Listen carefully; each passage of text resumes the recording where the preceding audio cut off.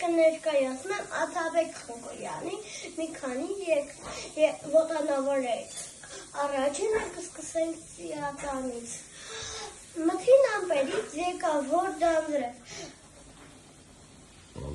պարզեց երկինքը, ծագեց ջինջարև, կանաչ ու կարմիր կապես ծիրածան, ջրի կաթիլները ալկոհար դարձան։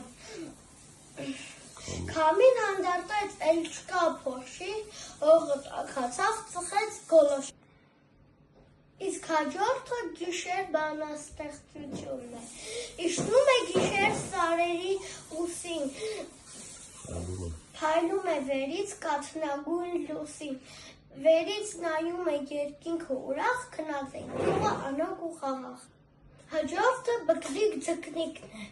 Ձկլիկ լոխտ ու լող արա, դրսի որսը թող արա, իջի ջրի հատակը, մինչև անցնի վտանգը, տես փորձանք ագո գլխին, մի լավ մտիկ երեխին,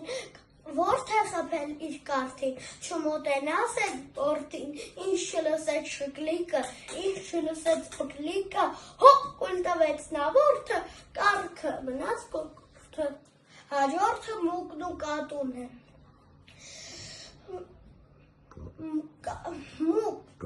Կատուն մկանն ասաց, անգին, ենցակից էսա կգաս, 1000 թուման փող կստանաս, պատասխանեց մուկը կատվին,